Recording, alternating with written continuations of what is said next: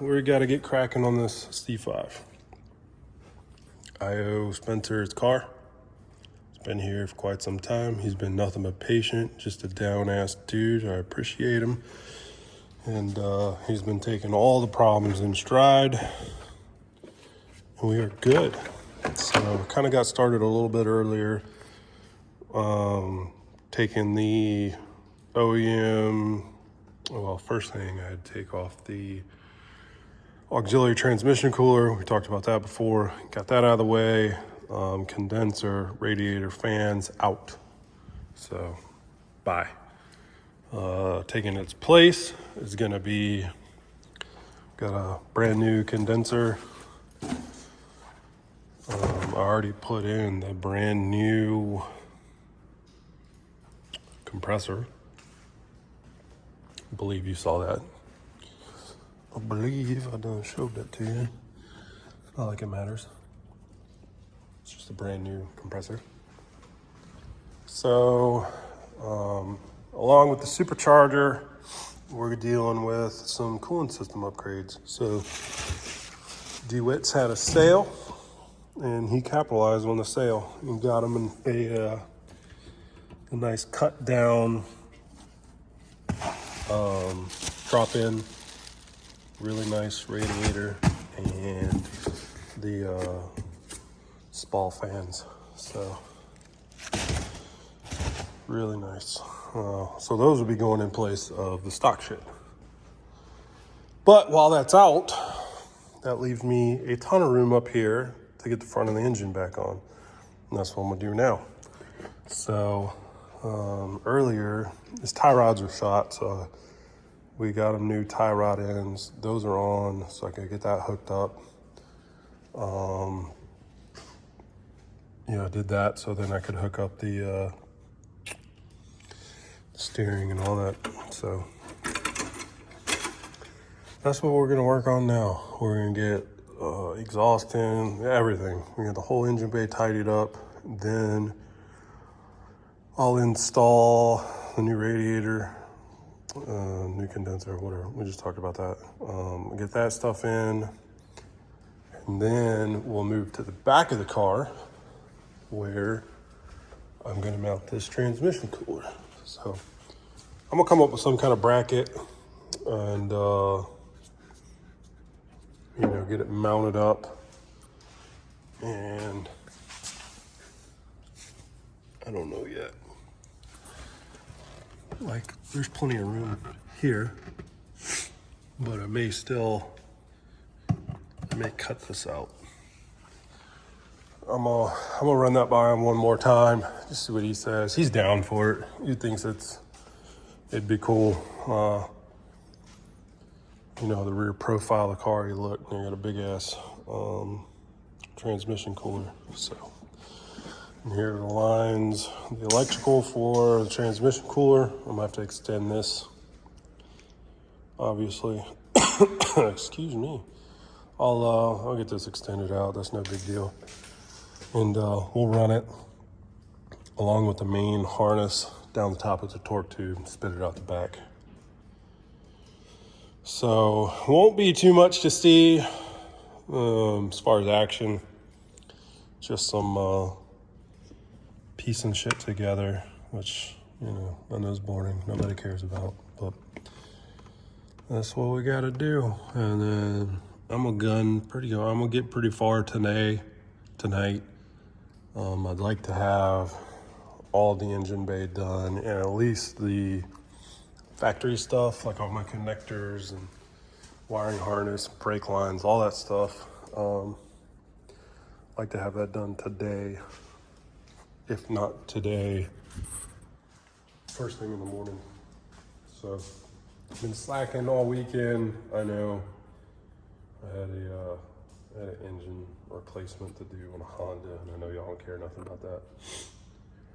I didn't care nothing about it. I just did it. Somewhat easy money, so took care of that. But I'm gonna get this stuff knocked together. I definitely want this thing to be able to be a roller again. So that's what I'm gonna work towards right now. And again, if you didn't catch it in a previous video, we're gonna get it back together. We, as in me, gonna get it back together to where it could fire up. And that way, we're gonna confirm there's no issues with the engine work, none of that before we put the supercharger on. Because if there is a problem, you're gonna take stuff back apart, take stuff out, whatever, then we're just not dealing with having to remove the supercharger at the same time, right? So it'll get a fire up, it'll go through a heat cycle, all that. We're gonna make sure everything's good. We as in me, we're gonna make sure everything's good, and then once everything's good, it'll get its oil change. We'll drain the water out of it, put coolant in there, you know, the whole nine, and then straight into putting supercharger. I remind myself to turn the air compressor off, not because it does much damage running, it's just it takes so long to kick on that you're sitting here chilling in the dead quiet and the bitch kicks on, scares the shit out of you. You see what I'm doing right now? Trying to see where I can wedge, don't drop it, this transmission cooler. I thought I was gonna have the room to just, but nah. It does look like quite a bit of real estate, but it's just not enough. It's not enough, I don't think. Unless it's something, yeah, that's not what I'm looking for. Really low, you know, that's not it.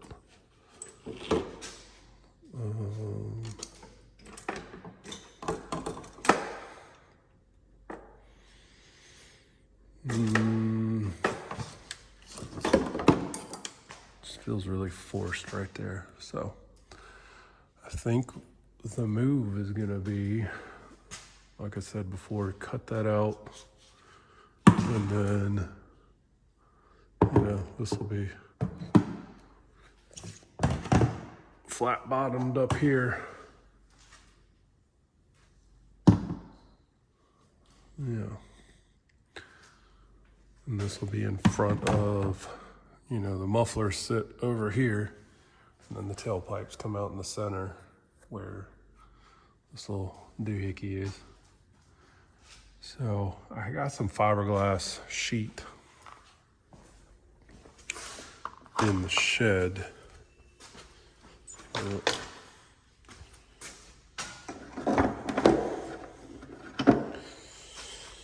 How many times you dump it out, and you'll find some more. I got some fiberglass sheet in the shed. So we'll cut it with a border, and then I got the fiberglass sheet that I'll cut to the outside dimension, and then we'll panel bond it down together. And he said he doesn't even use this cargo space anyway, so I'm not gonna cut the carpet, I'll pull the carpet up, and we'll flat mount it, and we'll be good to go. So my other concern right now is rocks falling out of the bumper.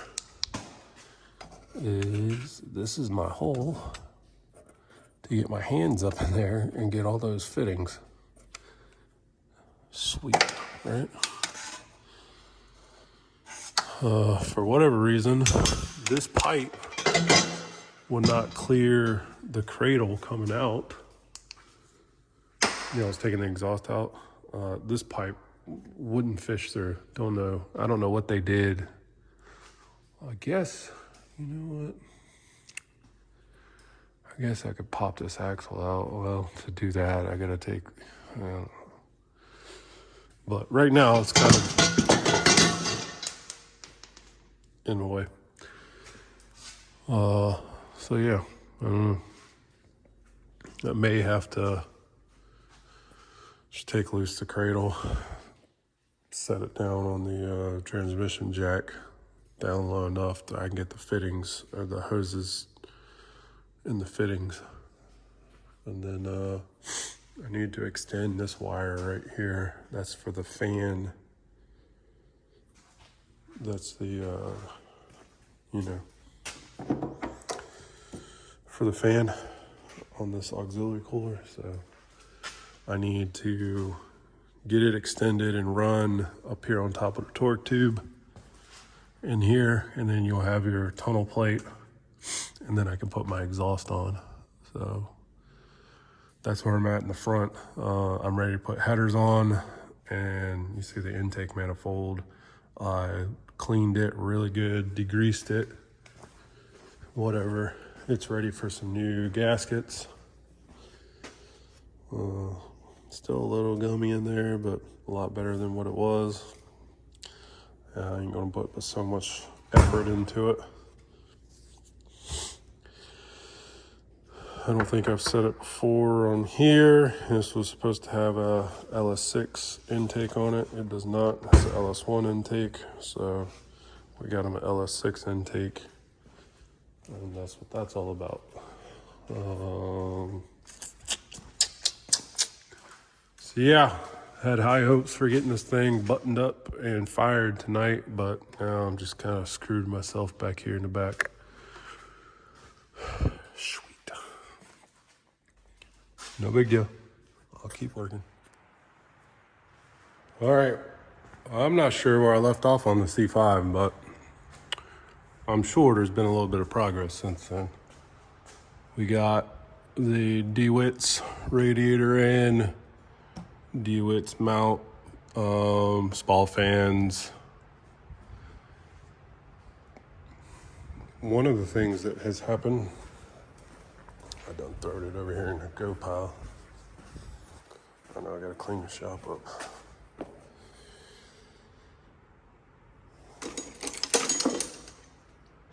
When they put the transmission auxiliary cooler up front, they cut in line here and then had some adapters.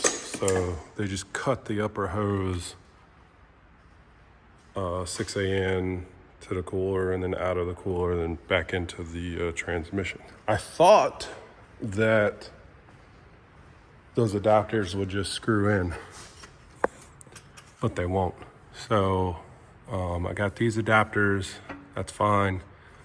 Then I thought those adapters that were gonna fit here that didn't would fit here.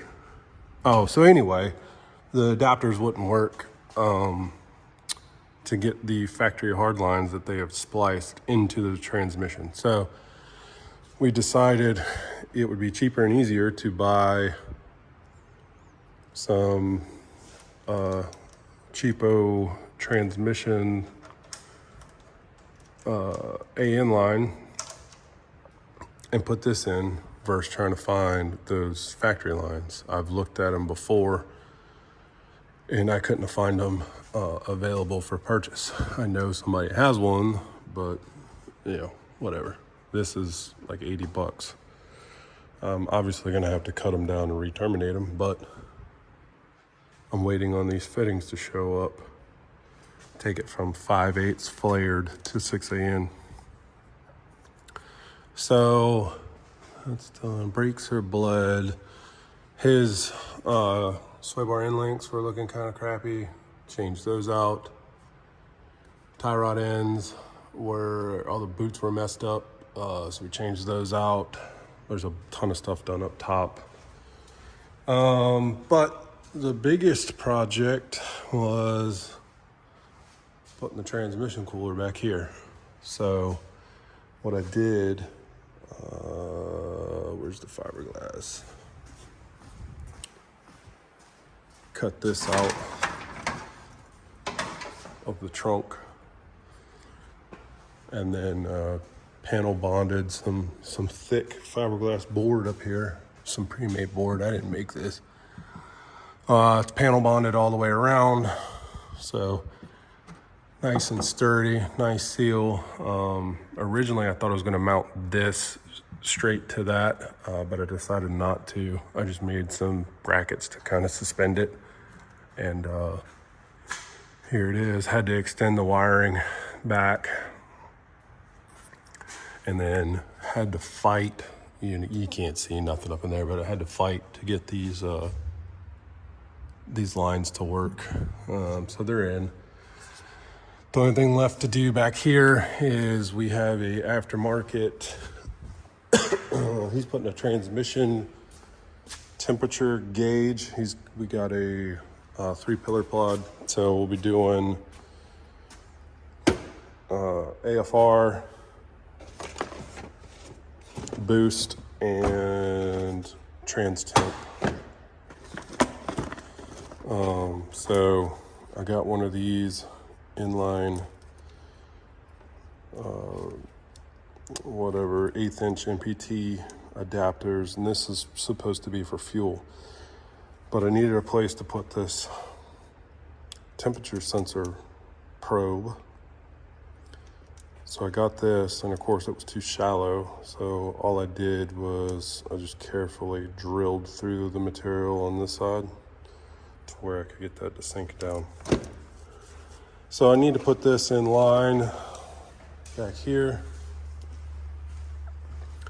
And the thought behind this is it's gonna come out of the transmission, the fluid, right? Out of the transmission, through the radiator, back here through the cooler, and then we'll be monitoring temperature on the outbound of this cooler. So this is what the transmission's gonna see. Initially, I was gonna put it up there because it's gonna be easier for me to run it to the gauge with the amount of wire I have.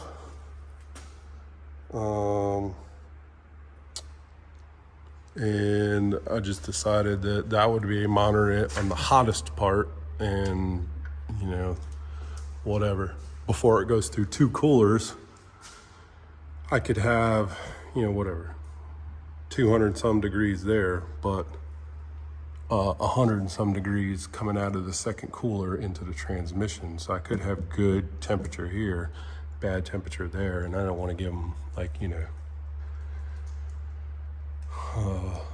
false readings, or you know what I mean, inhibitions. Doesn't matter. So we're gonna get this hooked up, and then I gotta extend this wiring and get it routed and fished back through this tunnel plate. I'm not taking the exhaust down, so I should be able to just put some fishing rod or something through there, get it fished through, and then route it up through here and then into the car. So my fitting should be in today, scheduled for delivery. Hopefully those come in pretty soon and get that and those transmission lines terminated. And then once this is in, the system's sealed. So brakes are bled, oil's in it. I gotta add some water. Been putting some, we're just doing straight distilled water for the first startup. Excuse me. I've been a little sick lately, so that's why I hadn't been doing much progress. Brakes are bled. I'm about to put the wheels and tires on. So as soon as those fittings come in and I get this terminated, we're gonna fire this thing up. The battery's charged. It doesn't charge the battery up. So we can go through first fire up, first heat cycle, hopefully no leaks, hopefully no problems. You know, that's my, I don't want to deal with a bunch of problems here. So hopefully we're good to go. But that's just the update for now. Next one will be turning the key.